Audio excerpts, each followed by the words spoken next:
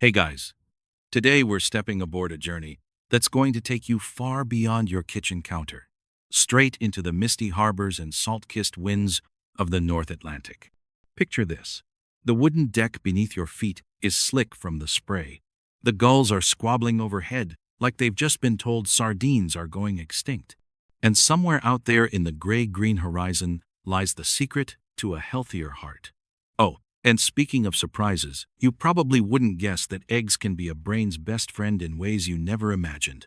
So, before you get comfortable, take a moment to like the video and subscribe.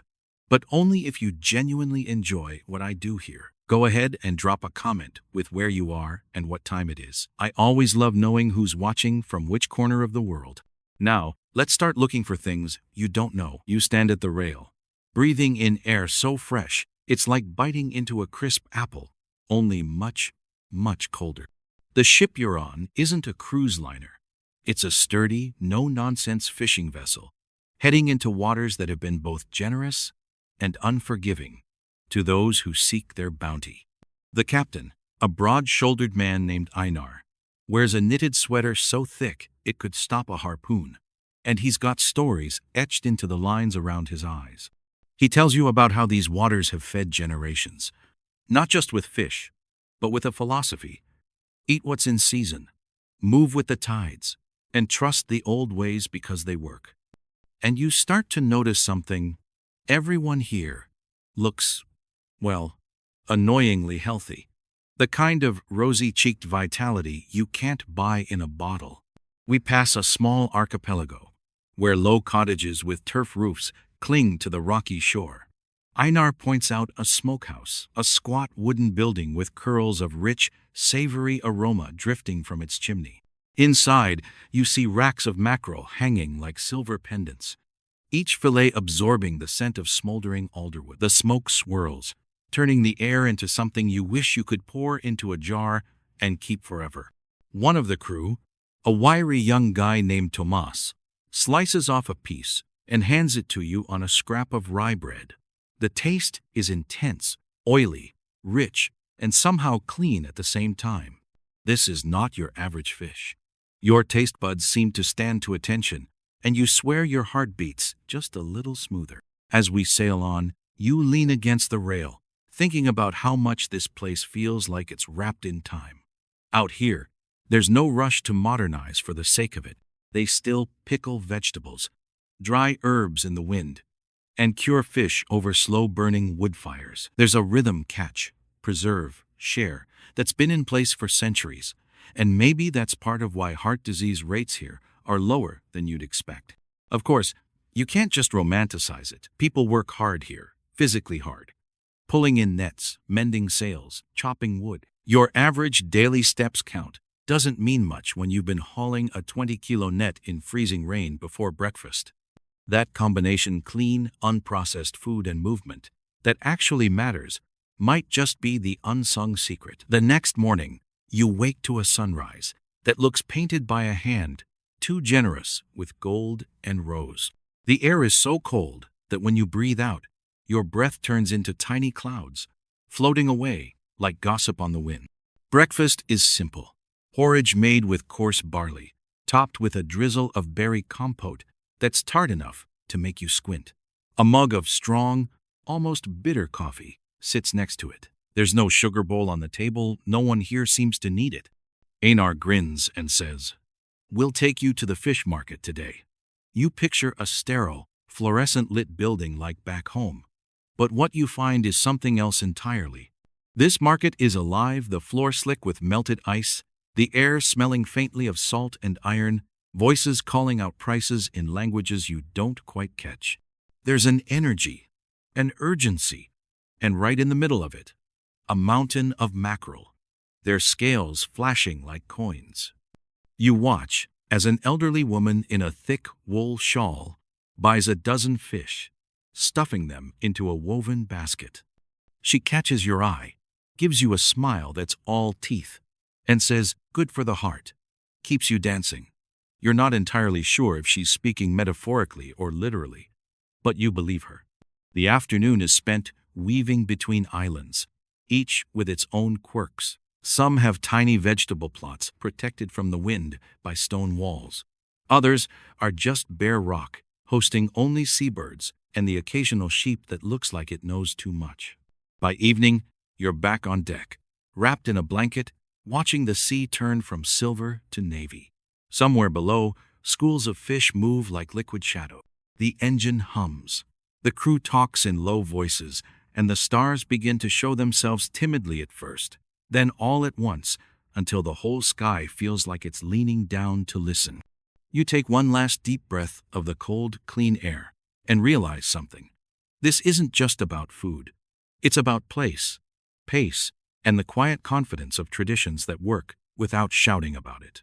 And tomorrow, you'll learn why that shiny, humble mackerel might just outshine chicken when it comes to keeping your ticker in top form. The morning greets you with a hush, the kind of quiet that makes you instinctively lower your voice, as though not to wake the sea. A soft fog has rolled in, wrapping the harbor in pale gauze. You follow Einar down the narrow dock, your boots tapping on damp planks, until you reach a smaller boat, this one built for speed and precision rather than long hauls. Today, he says, you'll see the mackerel up close, not just on a plate. The air smells of kelp and cold iron. The boat's engine kicks into a low rumble, and soon you're slicing through the water, leaving white curls of foam trailing behind. A couple of crew members move deftly, unspooling lines and checking lures, while Einar tells you something surprising. Mackerel aren't just abundant here, they're essential. They're like the bread and butter of the sea, he says, except they're oily, and they swim faster than you'd ever expect bread and butter to move. You laugh, and he grins, pleased with himself. When the first line comes in, the silver-blue shimmer is unmistakable. A half-dozen mackerel dangle from the hooks, each fish glinting like it's been dipped in mercury. The crew moves quickly, removing them with practiced ease. You touch one, it's warm, fresh from the fight. There's something satisfying about this directness. No supermarket, no plastic wrap, just sea to hand in minutes. On the ride back, Einar shares an old saying, chicken fills you, mackerel fuels you. It's more than a catchy phrase. Mackerel is loaded with omega-3 fatty acids, EPA and DHA, that actively help reduce triglycerides and keep arterial walls flexible. Chicken, even the lean breast meat, doesn't offer nearly the same heart-protective profile. And, he adds with a wink, you don't have to pluck them. Back on shore, you step into a weathered kitchen that smells faintly of smoke and salt. A cast-iron pan is already heating on the stove. Einar's wife, Solveig, is a small woman with a fierce gaze and hands that seem to know exactly what they're doing without looking. She sprinkles coarse sea salt over a few fillets, then lays them in the pan. The skin snaps and curls, releasing a savory perfume that fills the room. You watch the oil from the fish mingle with the butter in the pan, creating a glossy amber pool. This oil, Solveig says, tilting the pan slightly so you can see, this is why our grandparents didn't need supplements. She spoons the hot oil over the fillets, the skin crisping into a golden lattice. When she finally plates them, they're accompanied by nothing more than boiled potatoes and a pile of thinly sliced cucumber dressed in dill and vinegar. The first bite is nothing like the smoked mackerel you had yesterday. This is hot, flaky, with a richness that coats your mouth in a way that feels indulgent yet clean. The cucumber slices cut through the oiliness, the vinegar lifting everything into perfect balance. It's a simple plate, but it tastes like a masterclass in balanced protein, healthy fat, and just enough acid to keep it lively. After lunch, Solveig insists on showing you her pantry. It's small but precise. Jars of pickled beets, glowing ruby red, dried herbs hanging upside down, and a neat row of smoked fish wrapped in paper. She tells you mackerel can be preserved in a dozen ways: smoked, salted, canned, even fermented. Each method changes the flavor, the texture, and how you'd use it in a meal. But always, she says, it keeps the heart warm. Later, you walk along the rocky shoreline, the tide pulling back, to reveal beds of mussels and tangles of seaweed. In the distance, Children are playing a game that involves skipping flat stones across the water, every splash echoing in the still air. You realize that here, meals are rarely just about the food. They're about the people gathered to share it. That evening, the crew invites you to a small gathering at the harbor. There's laughter, the faint strum of a guitar, and a long wooden table set right on the pier. Lanterns sway gently in the breeze. Someone passes you a plate of smoked mackerel, spread over warm rye bread, topped with a dollop of mustard sauce. The fish has taken on a deeper, more concentrated flavor from the smoke, while the mustard adds just enough bite to keep things interesting. You find yourself wondering, why is this fish so underrated outside of these waters? Maybe it's because mackerel spoils quickly, if not handled right. Or maybe it's simply overshadowed by the cultural dominance of chicken in much of the world. But here, it's more than just food, it's tradition, sustenance, and a quiet kind of pride. Before you head back to your lodgings, Einar leans over and says, "You know, some people eat chicken thinking they're doing the best for their heart. But if they had mackerel twice a week, they might not need to count their steps so nervously." He chuckles, and you can't help but think he might be onto something. The night closes in with a chill that makes you pull your coat tighter, the sound of waves slapping against the pier like a slow, steady heartbeat. Tomorrow, your journey turns inland, but the taste of mackerel, its richness still lingering, makes you wonder if anything on land can compare. You wake to the sound of gulls squabbling overhead, but this time there's no boat waiting for you. Instead, Einar's neighbor, a man named Arvid, is standing at the doorway of your guest house, grinning beneath a wool cap pulled low over his ears. He's come to take you inland, away from the briny air, and into the heart of the villages that stitch this coastline together. The ride begins along a road that hugs the edge of the sea, where tufts of grass grow stubbornly between rocks and sheep graze as if they own the place. Gradually, the horizon changes. The water gives way to rolling fields and valleys dotted with small farmhouses. "This is where the other half of the heart's diet comes from," Arvid says, as if reading your thoughts. Your first stop is a cluster of greenhouses that glow faintly in the morning light. Inside, rows of kale, chard, and spinach stretch in every direction, their leaves glistening with tiny beads of condensation. The farmer, a woman named Ingrid, hands you a bunch of kale so fresh it still has the faint scent of soil. "These greens are loaded with vitamin K, folate, and fiber," she says, "perfect for keeping cholesterol in balance." She explains that, much like the mackerel, these greens are part of a rhythm planted in rotation, harvested carefully, and eaten seasonally. Outside, Arvid leads you to a patch of root vegetables, beets, carrots, and parsnips. He bends down and pulls a beet from the earth, brushing off the dirt with his gloved hands. "Sweetness from the ground," he says. The deep red of the beet catches the light, and you remember Solveig's jars of pickled slices back at the harbor. "These roots are full of nitrates," he explains, "which help keep blood vessels relaxed and improve circulation, another quiet way to keep the heart strong." By midday, you've reached a small bakery that smells like heaven, if heaven had a hint of rye and caraway. The baker, a jovial man with flour dusting his eyebrows, slides a loaf of dense rye bread from the oven.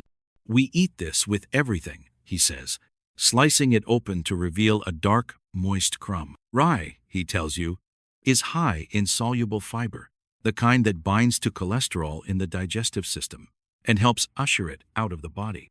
He slathers a slice with a soft cheese made from goat's milk, then tops it with thin cucumber ribbons. You take a bite, and it's earthy, tangy, and satisfying in a way that makes you forget about empty calorie snacks. In the afternoon, Arvid takes you to his own small holding. Behind his house is a garden framed by stone walls, where herbs like dill, parsley, and thyme grow in stubborn clumps. "Herbs are more than flavor," he says, crushing a sprig of thyme between his fingers so you can smell its sharp, medicinal aroma. "Compounds in these herbs," he explains, "have anti-inflammatory properties that support heart health in ways science is still uncovering. You share a simple lunch on his porch: boiled potatoes drizzled with rapeseed oil, steamed carrots tossed with dill, and a fillet of mackerel left over from yesterday's catch. The rapeseed oil has a subtle nuttiness and is rich in alpha-linolenic acid, another omega-3 that helps balance cholesterol. The meal is so straightforward that you almost feel guilty calling it healthy, but it's the kind of food that doesn't need labels. After lunch, you wander into the nearby woods. The air here feels different, earthier, thicker, with the scent of moss and pine. Arvid shows you patches of wild berries, their colors popping against the green forest floor. These berries, bilberries, lingonberries, are packed with antioxidants that help reduce LDL oxidation, one of the sneaky steps toward clogged arteries. You pop a few into your mouth, and they burst with tart sweet juice, staining your fingers faintly purple. As the day winds down, you visit one last farm. A pair of sisters run it, raising chickens for eggs and tending to a small orchard of apple trees. The eggs, they point out, are rich in choline, which supports brain health, and while they're not a direct cholesterol-lowering food, they're part of the balanced diet that keeps this community thriving. One sister leans in and says with a grin, "Besides, eggs keep you happy. Happy people have happy hearts." The sun dips low, casting a honeyed glow over the fields. You find yourself back on the road toward the coast, a basket of vegetables, herbs, and rye bread tucked at your feet. The landscape rolls past your window, clusters of sheep, flashes of berry bushes, and the occasional glint of the sea on the horizon. You think about how these land-based foods are not rivals to the mackerel, but partners, a chorus of nutrients working together quietly, effectively, without needing a marketing campaign. By the time you return to the harbor, the air is heavy with the smell of wood smoke and the promise of dinner. The tide has come in, the boats bobbing gently, like they're nodding in approval. Tomorrow, you'll get to taste everything together in one final meal, a celebration of sea and soil. Lanterns bloom along the pier before the sun has fully given up, and you step into a square of light where tables have been pushed together and covered with butcher paper, the way practical people set an altar. The wind keeps trying to edit the menu, but the cooks pin it down with smooth stones and grin like conspirators. Someone passes you a wool blanket. Someone else hands you a chipped mug of hot barley tea that tastes like toast and rain. Solveig gives you the nod, a signal you now recognize as both permission and challenge. "You've met the actors," she says. Tonight you see the play. The first plate arrives so quietly you almost miss it. Mackerel, of course, seared skin side down until it behaves like crackling, laid across mustard and dill, with a quick squeeze of lemon that seems to brighten the sea itself. You take a bite and understand why the crew jokes that chicken is for people who enjoy chewing more than flavor. It's buttery, bright, and surprisingly clean. Next comes a board of rye bread still steaming, the aroma dark and faintly sweet.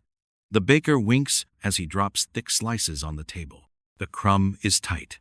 The crust sings, and you drizzle a ribbon of rapeseed oil across your slice, watching it sink like sunlight into soil.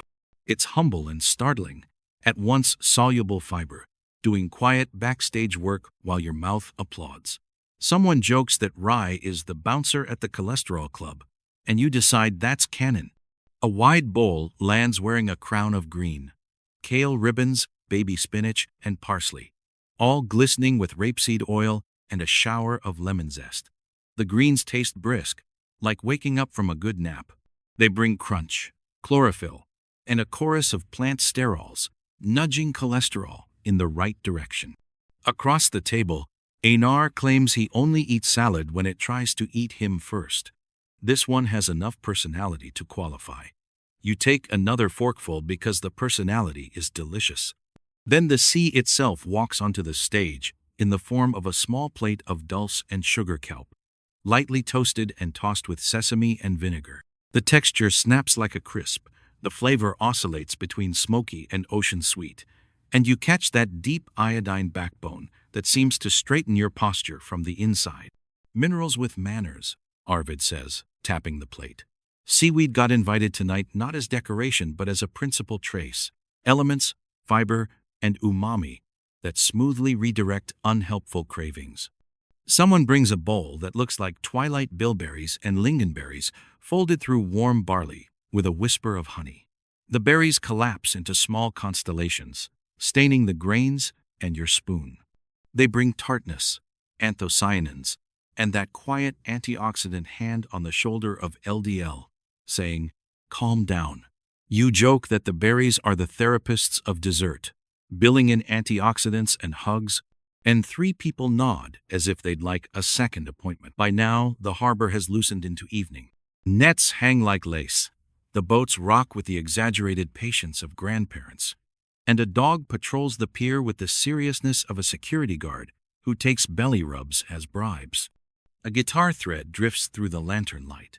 You look at your plate, sea, and soil in conversation, and name the 5 leads of tonight's play: mackerel, rye, rapeseed oil, seaweed, and berries. Chicken is welcome as a guest, you think. But tonight, it can watch from the audience. Solveig leans close and asks you to carve the last fillet. Crisp skin crackles under your knife. Tender flesh yields. It's a tactile reminder that technology isn't the only path to precision. You are a doctor who spends too much time graphing lab values. Yet here, the graphs feel pre-drawn by weather and habit. You quip about prescribing 2 fillets and a walk to the lighthouse. Einar replies, he'll be your pharmacist, as long as payment includes a slice of rye. The table approves this care plan. As plates empty, the talk turns to how to keep this going when you return home. You sketch a small ritual for tomorrow morning, back in your own kitchen. Swap 1 chicken dinner for mackerel on rye with mustard and dill. Use rapeseed oil in your vinaigrette 2 or 3 times a week. Toast a sheet of seaweed and crumble it over soups or eggs. Fold frozen berries into warm oats or barley. None of it is dramatic. All of it is cumulative. You don't need to chase perfect, just repeat good, you say, and several heads nod. A final platter arrives as if to underscore the point. Mackerel flakes folded into a warm salad of barley and herbs, with lemon and a gloss of oil. The flavors triangulate grain, green, and gleam, and your fork keeps returning without asking permission. Someone suggests a toast, and you raise your mug of barley tea, because at this point even the drinks are whole grains. To tides that keep our arteries flexible, you say. And everyone laughs the laugh of people who know the line is corny and correct. The music settles. Lanterns sway. You stand, stretch, and walk to the edge of the pier. The moon exhales silver over the water. You feel the warmth of the meal in small, specific ways. Steadier energy, a clear head, the kind of fullness that doesn't ask dessert to negotiate a ceasefire. You think about the question that started this trip, mackerel, chicken, and answer it privately, not against chicken, but for foods that carry more work in fewer bites. Now the evening lengthens into the soft part of the night, and your feet remember the path back toward the harbor lights. The cooks are washing pans, the guitar is a whisper, and the dog has retired with a sigh to a coil of rope. You tuck the wool blanket under your arm like a diploma from a school you didn't know you'd enrolled in. Salt on your lips, lemon on your fingertips, and the sense that you learned something obvious only after it was sung to you by waves. Here, as promised, the pace eases and the edges blur. You picture tomorrow's kitchen, a pan warming with a confident, quiet mackerel skin, kissing iron, dill and parsley waiting on the board, a bottle of rapeseed oil catching the morning. You see a heel of rye bread as ceremony, berries defrosting into their own syrup, a square of seaweed ready to crackle. The windows are open. The day moves unhurried. You taste brightness without sharpness, depth without heaviness, and you let the simple grammar of fat, acid, and fiber do the steady talking. What you carry home is not a rule book, but a rhythm. Once or twice a week, you choose the fish that swims with your arteries. Most days you let plants do their housekeeping. Often, You let grain and oil pair up like old friends who never gossip. You move more, not because a device tells you to, but because walking makes thoughts line up politely. Hunger loses its siren when meals arrive on time and with intention. Flavor gets louder when noise gets quieter. So you place these 5 North Atlantic gifts where you can see them in your mind: mackerel, rye, rapeseed oil, seaweed, berries, and you let them anchor a week at a time. You keep mustard and dill handy, a lemon in the bowl, and barley in the jar. You make small promises you can actually keep, and when you forget, you forgive yourself quickly. The way the tide forgets the shore twice a day and still returns. Goodbye. See you in the next video.